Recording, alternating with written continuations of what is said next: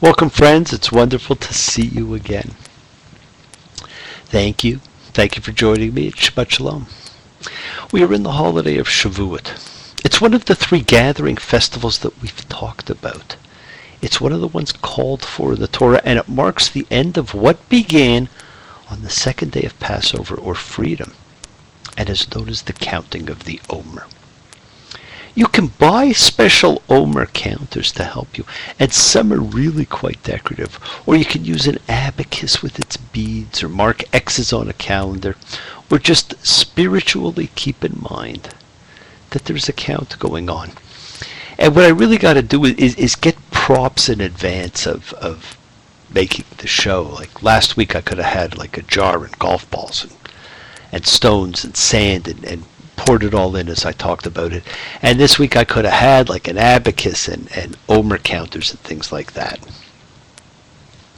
Remember, friends, Shavuot means weeks. And this is the festival of weeks. The OT at the end of a Hebrew word signifies plural. And this marks the end of the 7-week counting period, which made up the 49 days of the counting of the Omer. And it marks the day that God gave the Torah to the people on Mount Sinai.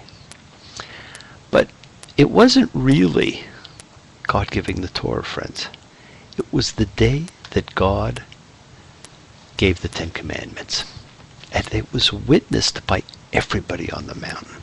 And friends, that was the great epiphany of Judaism. And unlike many other religions which came about from a single personal revelation, this was a revelation to a nation.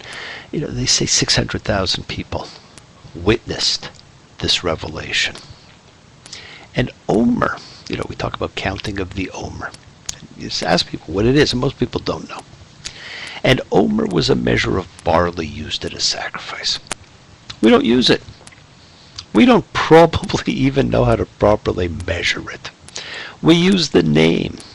And for those who didn't really know what it was, now you have a better idea of what it really represents. But is that what you're going to think about? A part of a sacrifice, a measure of barley? No. Friends, what the Omer is the time between freedom and revelation. Shavuot began this year at sundown on May 26th, and it's usually commemorated not by the retelling of the Ten Commandments story, which is a pretty awesome story, but by the reading of the book of Ruth. And for those who have forgotten, the book of Ruth is about someone demonstrating tremendous self-sacrifice, as I'm sure most of you do. She was a Moabite who abandoned her country and her status and wealth to become part of the Jewish people. After her husband's death, she went with her mother-in-law Naomi and said, "Wherever you go, I will go. Wherever you lodge, I will lodge. Your people will be my people. Your God will be my God." And friends, that serves as a lesson to us all about priorities in life. She asserted the rights of the poor to glean the leftovers of the barley harvest. And friends, remember, we have seen in the Torah on more than one occasion the order to leave that for the poor, for the widows, for the orphans. This is why we have to allow everyone dignity. So many roads, so much at stake, so many dead ends, and I'm at the edge of the lake. Sometimes I wonder what it's going to take to find dignity. Celebrate the festival, friends. It is a harvest festival, and we harvest what we sow. It's a biblical command. This week we look at nasso, add up. And it's one of the longest parshas in the Torah, and it is probably the longest parsha in the book of Numbers. And certain things are always worth looking for or noting in parshas. And this one opens, and Yahweh. And remember, we say God, not Yahweh. But it really means he who causes to be. And so God spoke to Moses, saying, it will be full of instructions from God to Moses to tell the people. It's unbelievable. It's strange but true. It's inconceivable. It could happen to you. They said it was the land of milk and honey. Now they say it's the land of money. Whoever thought they'd ever make that stick? This is a fantastic parsha. I probably say that every week about every one of them. But this is a fantastic parsha. It has amazing things in it, but I'm only going to really talk about 3 of them. And they're 3 that I'll talk about over and over again because they're fascinating and they're fantastic. I'm always interested in the comments and questions. And several of you have commented to me that I give so much more looking at a parsha than what they're used to. Thank you for saying it. Thank you for thinking it. Thank you for noting it. As I've said, this is an organic book. At least I view it as being an organic book, that every time you read it, something else may jump out at you. And if I can help stimulate things for you that you hadn't thought of or noticed before, then I'm doing my job. I try to look at what we read together from a historical sense, from a spiritual sense, from a religious sense, and from a common sense. And as we've seen, they don't always fit together. The reality is, I thank you for your compliments, but I don't say anything you don't know. You simply didn't necessarily know that you know, but you've probably thought the same things at one time or another. I had a lot of comments on last week's Parsha, friends, and it seems a fair number of you really liked it. If I knew what made it so good, I'd make sure I do it again. Thank you, Bob. Thank you, Paul. Thank you all. I had some complaints also that it was too long for phones to receive. Sorry, watch the show. There are fewer restraints on space, but I will try and make sure that the audio portions are shorter and that, people's phones can receive them. But this is a venue that allows me to blather on longer. Now, as this parsha begins, we see a 3rd level of Levitical service referred to. It's for those between the ages of 30 and 50. We saw military conscription at age 20. We saw dedication to the service of God at age 1 month. And now we see age 30. And perhaps it points to the need for greater spiritual foundation than for soldiering. And friends, 30 was an important demarcation point. Many biblical rabbinical ministries began at age 30. Just like the study of Kabbalah begins at age 40. There's an incredible emphasis here on terms for coverings and garments. There's a greater need to protect holy objects from contamination and from them harming the unordained. Like the Ark of the Testimony, or Ark of the Covenant as it's more commonly called, which you would die from touching. So we had sacred objects which not only must the people not touch, but they must not even look at. They were reserved. They were reserved for the consecrated Aaronite priests only. We all accept the fact that only the high priest could enter the Holy of Holies, and only on 1 day a year, and with a rope tied around him so that if he died, we could pull him out. We don't understand these kinds of objects anymore. Our Torahs in all our temples the world over are the closest that we get to sacred objects now. And don't you all relish the opportunity to touch it as it comes past, to absorb its symbolism, its energy, and its power? I've been with other religious sacred objects, but that's another story. Don't forget, friends, most of our sacred objects disappeared after the First Temple period. We now encounter the first thing I want to talk about, this fascinating section on the determination of adultering guilt or innocence, reminiscent to us perhaps of the tribunal of the Holy Office of the Inquisition as conducted by the Holy See, or perhaps the Salem witch trials, but which has been part of our culture for more years than either of those. You see, friends, in that world, you couldn't have contaminants. And both death and impurity of any kind are contaminants and cannot interfere with God's presence. And so the tabernacle must be kept clear. And don't forget, God's presence was among the people during this period of time, and the tabernacle was where he lived. This was a strange section in which a husband, suspecting his wife of infidelity, could accuse her, and she was to drink a strange concoction to determine her guilt or innocence. Or is that what it was really to do?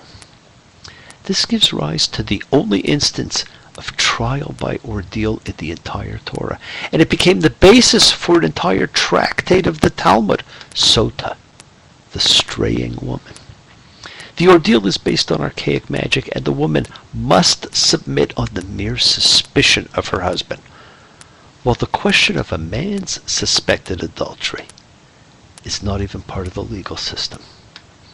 And the formula for the mixture is fascinating and contains the only biblical reference to a term we're all familiar with: holy water.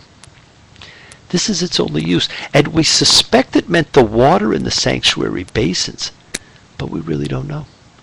This holy water was to be mixed with dust from the tabernacle floor and ink from a document expressing a curse if she's guilty.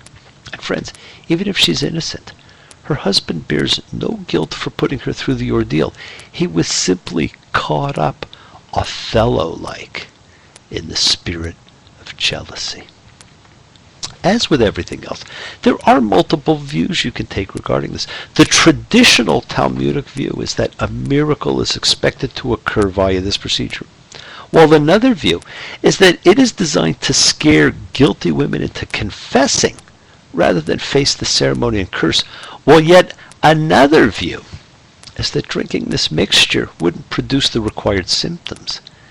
And so, in reality, it's a law designed to find all women not guilty and therefore protect women from vengeful husbands. You decide. You know, friends, why isn't there a similar procedure for a man suspected of adultery? Why isn't there a similar procedure for any other crime by either man or woman in the Torah? Why, even if guilty, is the woman not executed here, while that is the general punishment for adultery? Well, I've thought about these things, as I'm sure you know I have. And perhaps the purpose is not to prove guilt, but to bring about the curse through her pregnancy. This is the only offense in the Torah in which guilt can be determined biologically, even when there are no witnesses and no other evidence. Pregnancy is a condition unlike any other human experience, and that is why this case is so unlike any other. Only women can become pregnant, and so only a woman can be proved to have committed adultery with no witnesses and no other evidence. It wouldn't work with a man. And the reason the rabbis were so confused about it, my friends, is because by the Talmudic age, there was no tabernacle anymore. The tabernacle ceased with the destruction of the first temple. It was never part of the second. Nobody had ever seen this. The tabernacle was gone. And even the name of it, the bitter cursing water. That's what it's known as. Or in Hebrew, Me Hamarim, Hamer Arerim, is itself a pun. And a pun is often common to Torah stories, but is not common to Torah laws. Just like the use of magic is not to determine guilt, but simply to produce the curse. We now come to the second thing I wanted to mention. And that arises in number 6:1, and it's about the Nazirite vow, and it comes from the verb nazir, to set apart. And so a Nazirite is set apart. And we first encounter it with Joseph's blessing in Genesis 49:26, when he says, the one set apart from his brothers, Nazir Eah. And friends, it's an etymological relative of the following word, nadir, which means vow. So what is this Nazir Nadir, Nazirite vow? It's composed of 3 restrictions. A Nazirite gives up grape and grape derivatives, that is wine. They don't cut their hair. They stay away from corpses. In my final year of rabbinical school, I took a Nazirite vow to last the year. Now, I never grew my hair as long as I had it in high school, but it got pretty long. Now I trim it. There are certain fascinating things about the Nazirite. And it says right in the Torah, it can be a man or a woman. And it was a vehicle that allowed the non-Levite to serve God. Remember, friends, the biblical priesthood was not open to all. It was restricted. It was restricted to the tribe of Levi, only to males, only to the family and descendants of Aaron, with the high priest being further restricted to being the son of the preceding high priest. A prophet could be male or female, and from any tribe, but had to be called by God. Over time, as Judaism developed along rabbinic lines, these restrictions gave way, and now as you look around, you see women in the rabbinate. But in biblical times, perhaps the only option for someone drawn to a holy life of a priest was by making a Nazirite vow. Of course, the 2 most famous parts of the Nazirite vow are the no razor touching the head, that is haircuts, and abstention from intoxicants. Much debate has gone into whether this was specific to wine due to the prohibition against grapes in the vow, or whether all alcohol was meant. And today, with our greater use of intoxicants, would they be part of the vow too? No. I've always said this was an organic, growing, changing book, so I leave that to you. Let's consider the hair at a simple level. Hair shows being set apart. In the late 60s and 70s, that would have made everyone a Nazirite. And to Kabbalists, hair is like antennae. And so cutting that hair would be akin to severing the communication between the Nazirite and God. But friends, remember one thing. Those 3 things were all things that brought you closer to priesthood. And of course, the most famous Nazirite is Samson. He couldn't cut his hair without losing his strength. And friends, I wonder whether Jesus of Nazareth was really Yeshua the Nazirite. My friends, both were set apart. Interesting changes took place during the early history of Judaism. At one point, worship could be anywhere. Then it was centralized to one place and one group. Now, of course, it's everywhere again, and we couldn't conceive of it differently. We couldn't imagine it being in one place only. But it was a smaller geographic community, and a bigger shift took place from the role of priests to the role of rabbis. And in these books we're reading, we see greater emphasis on priestly roles. And God's agent was very much the priest. You went to him for everything. Offerings, sin or guilt, health, spiritual or physical. To basically eat meat, you brought your animal to the priest who made the offering, performed the sacrifice, and gave you your share to eat. And we held the sacredness of life differently. And so the sacrifice and the eating of it was different. But among the things that makes Judaism unique in its changes is its position of fostering individual prayer and communication with God. We keep seeing a narrow brotherhood of those who had the ability to communicate directly with God, and we'll see the rise of the prophets who also had that ability. But now we encourage everyone to have their own personal discourse in their own language, in their own way. Everyone's individual intention, or kavanah, is their channel to God. Or, as we learned, whose name means he who causes to be. And so in a traditional synagogue setting, the prayers are truly individual. And there are no sacrifices.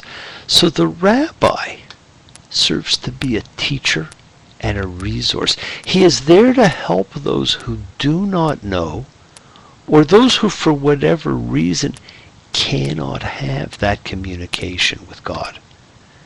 And for those he can, he teaches how. For those who can't, he's always there to be that redeemer, that interceding voice. Redeem him from going down to the grave. I have found expiation for him. Friends, all of us must somewhere have a redeemer, someone who will stand for and with us, which is why I emphasize again and again to tell people they have meaning to you. That is a redeemer. I will stand for any of you who are listening. I will be that interceding voice. This developed as a religion designed for the individual to have their own conversation with God. What's happened? You don't need someone to speak for you. Have your own conversation, friends. Have your own freedom. Have your own revelation. You can share it, but make it your own. And the third thing I wanted to talk about is a new form of expression that enters the Bible in this parsha. And in fact, it marks the ending of this parsha, and that is the priestly benediction in Numbers 6:24. Thus shall you bless the Israelites, say to them. This cadenced threefold blessing plays a central role in the liturgy for both Jews and Christians, and probably began to serve that function even back in biblical times. It is a rising crescendo of 3, 5, and 7 words, paralleling 3, 5, and 7 syllables. And it's a highlight for me when I bless a couple during a wedding. This new form of expression, friends, is prayer.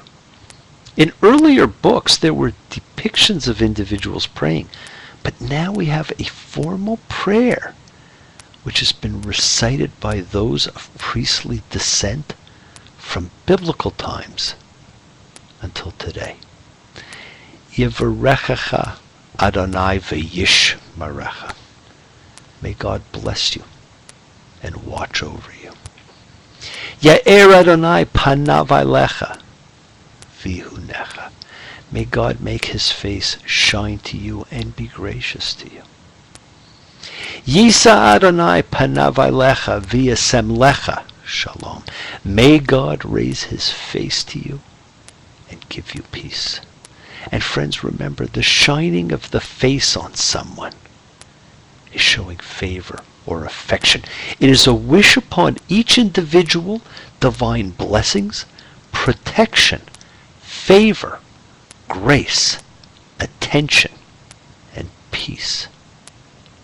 And it ends with God saying, I myself shall bless them, emphasizing God's special relationship. And I can't help but think of Bob Dylan's Forever Young every time I say this prayer. May God bless and keep you always. May your wishes all come true. May you always do for others and let others do for you. May you grow up to be righteous. May you grow up to be true. May you always know the truth and see the lights surrounding you. May your hands always be busy. May your feet always be swift. May you have a strong foundation when the winds of changes shift. Friends, what's your time between freedom and revelation? Thank you once again for joining me. I love you all. I'm so glad you could make it. Shabbat Shalom.